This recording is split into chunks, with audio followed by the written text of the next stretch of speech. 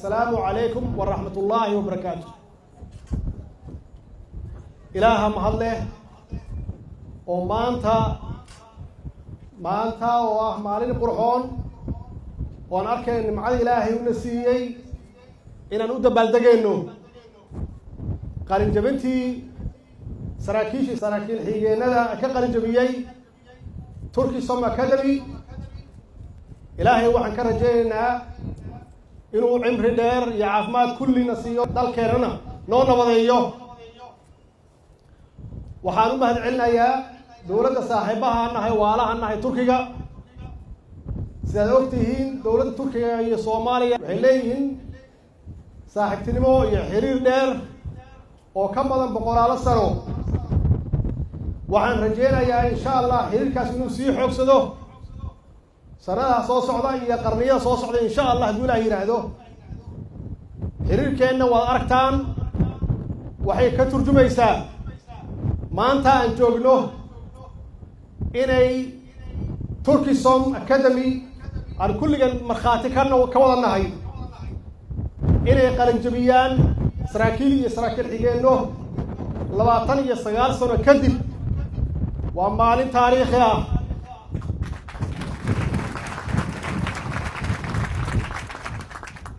أو كل جن أمسنا هنا غير سنة هاي محايلي إني نوصل بحان دلينيرو لبصنو كجري أكاديمي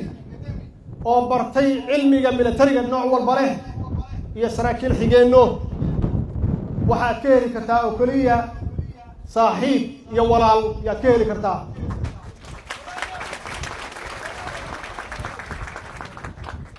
waxaan ku ammaanayaa dawladda Turkiga sida wanaagsan ee waatinimada leh ay noo garab taagan yihiin ayna noo gacan qabanayaan inaan cagaheena ku istaagno oo aan dib sharafkeenna iyo karaamadeena usoo ceshano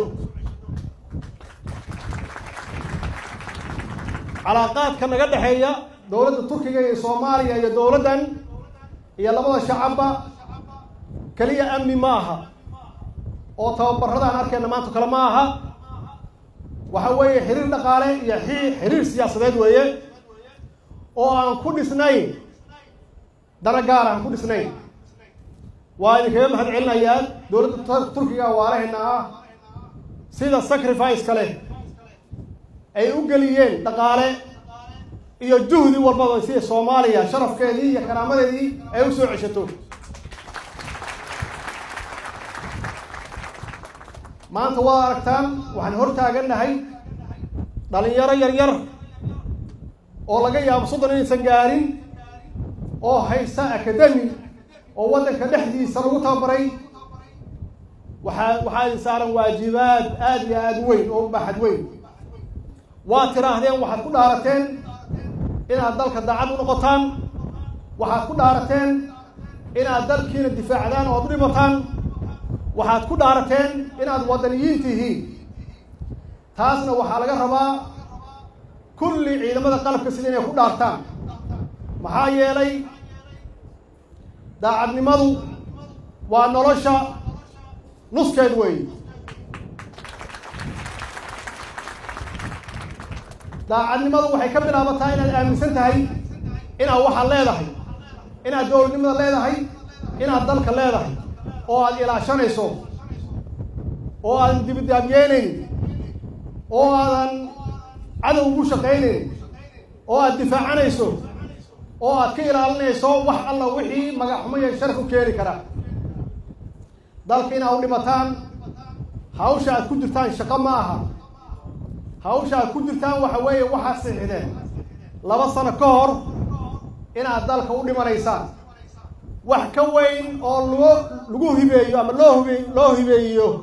oo bini aadan ka qaalisan nolosha ma jirto macnaheedu waa ku mahadsan tihiin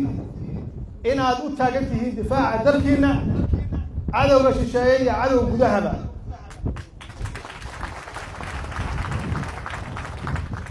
wadaniyadu waxa weeye dalkaaga inaad jeceshahay ma aha inaad dhibaato dalal kale aad u geysanayso waana runtii wixii ka maqnaa muddo dheer naga maqnaa weeye maxaa yeelay waxaan aadnay wax ka yar wadaniyad waxaan aadnay wax ka yar qarannimo marka wadaniyadu waxa weeye waxyaabaha dalku lagu horumariyo way qofku inuu aaminsan yahay wuxuu difaacay inuu leeyahay oo ugu horeeyo dalkiisa naftiisana u huraayo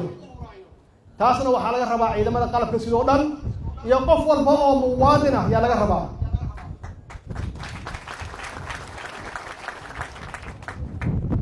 dowlad ahaan waxaa naga go'an inaan soo celin sharafkii iyo karaamadii ummadda Soomaaliyeed ee lahaan jirtay waxaa naga go'an inaan ciidanka qalabka sida soo celino xooggiisii iyo sharafkii soo celino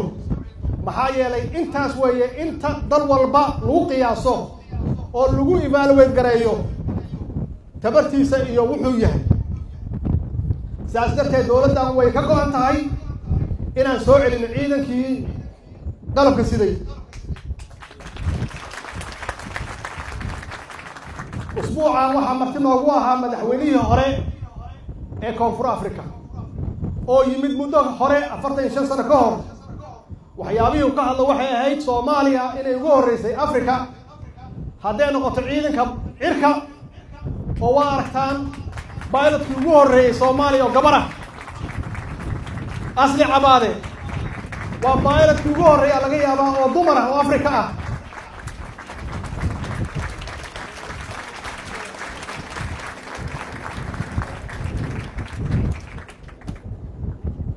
waxaan lahayn ciidan cir oo wax walba u dhan yihiin waxaan lahayn ciidan navy oo badda ah oo wax walba u dhan yihiin waxaan lahayn ciidan dhul oo la xushmeeyo la ixtiraamo oo Afrika laga yaqaano oo aan ku caawino walaalaheena Afrikada kale la gumaysto sida aan gumaysi uga saari lahayn aabiyaashiin waa kuwaas saasoo kale la rabaa inaad noqotaan visionkiinu iyo aragtidiina fog inay saas noqoto oo aad soo celisaan Soomaalidii ciidankii siduu ahaan jiray waa waajibaad in saaran waa waajibaad ciidankii idinka horeeyay kulli wada saaran dawladdu waa ka go'an tahay wax alla wixii u baahan yihiin hadday noqoto tababar hadday noqoto qalab iyo hadday noqoto maxaan ku yiraahdaa wax walba inay idin garab istaagto mushaharaad iyo daryeel kalaba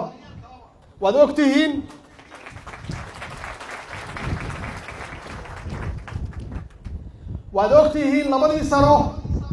iyo 6 bilood ku dhawaadka aan joognay inaan ku guuleysanay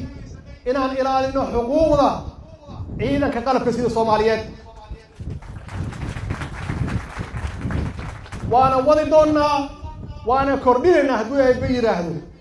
shacabka Soomaaliyeed waxaan ku boorinayaa inay ciidankooda garab istaagaan inay ciidankooda garab socdaan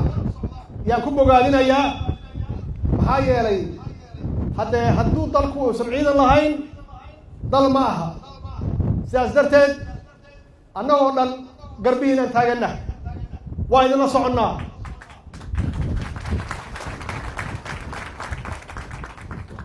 waxaan hadalkay ku soo gabagabeynayaa oo dawladda Turkiga ka codsanayaa inay badiso tababarada sidaan oo kale ah inay kordhiso qalabka aan u baahannahay iyo wax alla wixii ay Soomaaliya ku tari karto si aan dib aan cageen ugu istaagno wasalaamu calaykum waraxmatullaahi wabarakaatuh